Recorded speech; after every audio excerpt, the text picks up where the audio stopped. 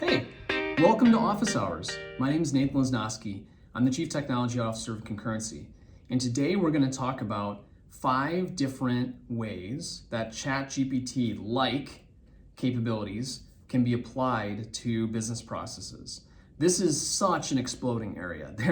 You cannot go anywhere without seeing the wonderful and scary and beneficial and concerning capabilities of AI in all of our sort of Twitter feeds and LinkedIn feeds and people talking about it and thinking about how you can apply it to business. So it is just an exploding topic for a good reason, because it is one of those generational opportunities for us to be able to transform our businesses and to reflect the mission of our business using technology to our customers. So what we've been seeing is that in addition to the things that you can do with like ChatGPT and Bing and so on and so forth, where they're kind of embedding all this AI in different elements of these platforms, there's some really meaningful and production capable ways that we're seeing companies applying it right now. They're applying OpenAI, they're applying ChatGPT-like capabilities into their business processes. And I want to share a few examples of how companies are doing this so you can start thinking about in the context of your environment. These really fall into 5 main functional areas in the context of large language model, natural language, GPT kinds of things. And I'm going to talk about this primarily in the context of customer engagement ideas. So let's start with number 1. Hopefully all of these are valuable to you, but hopefully if you just leave here with at least one nugget, you're in a position where you can be very successful at starting to translate this into your organization. So idea 1 is this B2B, B2C sales interface conversation. So B2B and B2C sales interfaces are complicated. The reason why they're complicated is because the unique language of our organizations is complicated. So the language of a lumber producer is very different than that of a drywall producer versus a windows producer versus a plumbing producer, right? They have all these different things that they do. In financial services, the same way, right? The language that you use is one of the biggest game changers or skills that an employee brings up. Like an employee joins your organization or you recruit them. One of the things that is most complicated is industry-specific knowledge, things that you need to understand in order to just understand the industry itself, but then also the company-specific knowledge, the things we need to know to be successful in the context of the company, the networks of people, the availability of tools, where you get that information. All that makes information complicated. So this first example is really built on that. And actually, most of the examples are built on that assumption that the knowledge of the organization and the unique language of the organization, if I can translate that into a way to accelerate processes, both internal and external, I can benefit my business in a really important way. So way 1, again, is B2B, B2C sales interfaces. So let's say that I'm trying to get lumber from an organization. I'm a builder, I need lumber. How do I get it? Maybe I email it, maybe I call in, maybe I have a conversation, maybe there's like a tool that I'm using, but all those require knowledge on my part, and they especially require knowledge on the receiver part. That receiver needs to be able to understand the unique language of that organization's interaction with that customer. What we've been seeing is that many organizations have been able to translate artificial intelligence into ways for them to receive information from a consumer and turn that into a response back to that consumer for them to be able to have a business relationship, to deliver a quote or to sell them a product or to answer a question. So that kind of conversation, that interaction can be, hey, I need X numbers of pieces of drywall, or I need this size of 2x4s, I need these kinds of joists built, all these unique languages that only certain people might understand, translating that into a request, and then the company being able to take that request and say, I know what it is. Here's what we have in stock, this is what matches it, here's the response that you should provide to them. And then even being able to translate that A into a salesperson being able to have that conversation, or even B, a headless model being able to have that conversation, is super important, super capable, and it's accelerating many businesses. So this is something we're seeing quite often, that whether the interface is like the sales platform like Salesforce or CRM, or it's a bot experience, or it's something that's really translated right into the app that they're interacting with, like a food service app or something. All these opportunities are tied to, how do I help the customer to get what they need faster? And can I enable my worker to be able to help that customer to get what they need faster by arming them with technology that translates the ask into a structured response? And this is something we're seeing companies go live with, or have gone live with already, and are seeing tremendous output, either in new revenue generated as a result of the ability to turn around quotes, or in better customer service relationships because they simply are more accurate, getting the best product at the right time with the availability to promise back to that customer.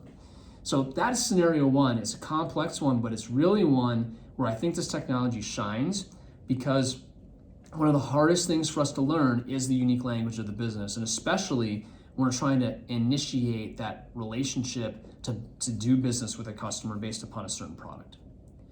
The second scenario is customer service automation. Very similar to sales automation, but it's really more about like something's wrong, right? Like my window's not delivered yet, or I have a problem with my flight that was set up. So this idea that like I have an issue, I need something resolved as a result of that issue. And some of those chat experiences have gotten really good because they're really enabling us to be able to have a relationship with the company to very quickly get my situation resolved, and more so get it resolved because the interface is able to understand what I'm asking it in the unique language of the organization. So we've seen companies like Orbitz, for example, translate the customer service into a chat bot that has the ability to succeed at certain things, but then also relate that into a customer service representative that could be escalated to address it, that you can see do all this real time. And I wrote a blog on that a while ago. I think that was a very early example of that scenario. Now, pull this forward, you're seeing many organizations really game change in this space where I'd prefer to interact with a chatbot. In fact, I'd much rather not call and sit on hold for 15 minutes, and I'd rather interact with a chatbot asynchronously, have it deal with my challenges, and as it's doing so, I can go do something else. I don't really have to, the problem with hold, right, is I have to think about it and care about it. The problem with the I'll call you back part of the hold cycle is I'm still thinking about it, right? I have to be available to answer a phone call at a certain time to talk about it with a person. What a terrible experience. Like, why is this necessary? What these very modern chat interfaces provide to us is an ability for us to interact asynchronously on my time, and for it to be resolved in the context of this better cycle that I can interact with when it needs me. And it can be immediate, it could be high priority, it could be low priority. I can even address high priority as a context of this. I can even escalate to a person if I need to, if there's a certain high priority need. But because I put myself in a position where this is now available, now my customers are much happier. Your customer sat goes way up as a result. I had another issue the other day with a sort of reservation I had made. It was like, okay, cool, interact with this chatbot, go off to something else, ask a question, resolve, done, right? Efficiency of that for the receiving end is higher. Efficiency of that for me is much higher. My customer sat on that is significantly better as a result. And I can truly use tools to provide that input back to the customer. The better and smarter the interface on the chat side goes. And you can see how powerful those chat interfaces can get as you integrate OpenAI and other capabilities to make it sound and feel really natural in the response that's going to them. So that's scenario 2. Scenario 3 is cart optimization. So imagine you are a consumer that's ordering a bunch of goods, things that you want from this company. What if the interface was able to do a better job of guiding me through what I should be getting as a result of an understanding of me and an understanding of what other people in my position are doing? Like, you see a certain degree of that on Amazon, right? Like, you go into Amazon, buying some shoes. People who bought this also bought socks, right? There's like a relationship there. But it seems very rudimentary, like it's very basic. Imagine you're getting into context of things like recipes or plumbing equipment or TVs that you're buying or something that starts to have some higher complexity components of it. If I can guide them through an intelligent experience that makes the process of buying that product better and helps me to invent new things, to essentially create new needs as a component of going through the AI process. And that's really what we're trying to drive here. So we're trying to drive a better customer experience where we better translate our mission to that customer. So if I'm selling sporting equipment or some other kind of product, I can attach those to each other by using intelligent guidance within that interface. And that intelligent guidance can be more and more personalized to the individual based upon the things they're trying to accomplish. And then instead of it just being something basic like matching product A to product B, it can be more of a complex service, such as feedback or direction or coaching, or here's how you should build this, or this is where highly successful companies are going, or highly successful customers are going versus less successful customers. Being able to translate that data into value for your customers can be really, really important. Financial tooling, same kind of idea. Like people who are successful, are you combining these financial tooling? They have a 43% higher success rate at achieving growth in their portfolio than these people do. How can I translate that truly into value for my customers? So that's another idea. Number 4 would be platform training. And this kind of goes along with all the other things. So platform training is really that if my platform understands the unique language of my business, then it can put me in a position where new employees that are ramped up with my organization can be trained by the platform. Isn't that interesting? The idea that the platform itself is responsible for onboarding because it can teach them how to use the tooling faster because it understands it and has been trained on it. That's what we're seeing from organizations that have adopted scenario 1, the quoting scenarios or the customer service scenarios or the car optimization scenarios, is the platform itself understands how to use the platform. So we can use it to guide the employee to be able to understand how to work within the organization to get the unique language. So like essentially the language is being taught back to new employees to help them to onboard faster. So rather than taking 6 months to onboard a new employee, maybe it takes a couple weeks because they're either complemented by new tools, B, they're complemented by a set of capabilities that allows them to suggest the right outcomes to their customers. So a really, really interesting angle, and it's something that's become really common in portfolio services, capabilities that are tied to selling certain types of products that are complicated to understand, but the relationship between people is important.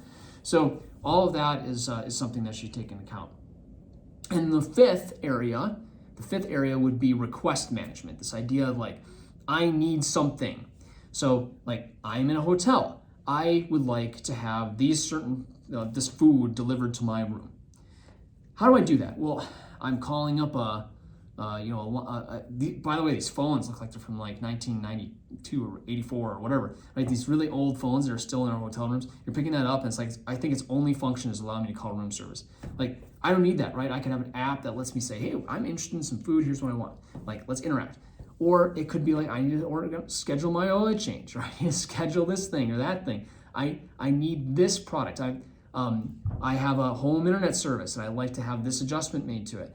All these kinds of things that we typically call in and talk to someone for, easily accomplished by request management in the context of these platforms. They probably understand it better than the human does because they understand the unique language of the business. So they can be trained on that same kind of idea. I can build the platform to handle requests. Maybe it's a return. Maybe it's something's broken with the thing that I got and I need a replacement. These kinds of scenarios are better than they're better than the question and answer box that's often accompanied by the return policy. And they're usually better than waiting on a hold to talk to someone to go through the request process. Can I use a bot to accelerate that interaction? Yes. Can I make it more personalized for the user? Yes. Will it be more successful? Will they be happier? Yes. Because it's asynchronous, it's on their own time. If I truly want to engage humans in the conversation, they should be an upgrade over that. So ask yourself that question, right? Any of these scenarios. Right now I have humans doing these things. Humans are worthwhile. They are the whole reason why any of this has value, right? Because we have value. You engage a human in these conversations, it should be one that adds value to the person on the other end of the phone and value to your employee. It should be meaningful work. So how can I take that AI capability for any one of these scenarios, partner that with a human, and then when it is really worthwhile engaging that human, engage them in a meaningful way with that conversation and have them be doing that valuable work in conjunction with it to add value to the conversation, not just do what the bot can do. And that's where these request management scenarios, these quoting scenarios, these customer service scenarios, you can enhance the person. And in some cases, the person isn't really even necessary to address that part of the workflow, but they might be necessary to do other things inside the context of the workflow that are higher value for that person and more uniquely relate the creativity and capability and empathy that a person brings to the table. Remember that a bot never really has empathy, right? We may build like that into the relationship with the bot and these processes, but it doesn't truly have empathy, right? It simply reflects the needs of the person that's on the other end of the line. But if it provides a better relationship, a better outcome for that customer, that's really what they're going toward. And then when they get to a position where like, look, I'm stuck in the airport, my kid's birthday's tomorrow, blah, blah, blah, blah, blah. Or like this, you think about like the Home Alone story, right? Like I need to get home. This idea of a human being engaged, that's where the empathy matters, right? There's this huge relationship of like them really realizing what's going on. Partner the two things together. But these 5 use cases can be dramatically increased and optimized as a result of plugging in AI. And each of them are really unique from business to business in a sense because the unique language of your business is centric to you. It's centric to your industry and it's centric to the things that you're doing for your customer. If I was in your shoes right now, I'd be looking hard at these 5 scenarios because they translate into new revenue and operational savings very quickly. They deliver a bigger value and your competitor is going to do it. And if you let your competitor do it before you do it, you're going to get disrupted because these values that are delivered via these tools is a much better user experience for your customers, either in a B2C sense, like I'm Bob at home, or B2B sense, like I'm a middleman selling to this other person. Like think I'm selling to the contractor, I'm selling to the dishwasher organization that builds 10,000 dishwashers. I'm selling to the medical supply organization that then supplies the hospital. All these sort of middlemen organizations is just as valuable because the relationship that they have is even more centric to like being able to pass that value on to their customer quickly. So think about these 5 scenarios. Remember, scenario 1, B2B, B2C sales. Number 2, customer service automation. Number 3, cart optimization. Number 4, platform training. And number 5 is request management. Each of these have value. Pick the one that's going to make the most dent in your opportunity. Go after it. Let's see the value translated in your organization. So, man, I got passionate about this one. I'm so glad that you stopped in for office hours. I loved having these conversations with people about artificial intelligence. I'm so glad we got to talk about it and looking forward to seeing it translated to value in your business. Again, this is Tech Leadership Office Hours. My name is Nathan Lesnosky. You can check me on Twitter and LinkedIn. And looking forward to seeing you next time when you stop in.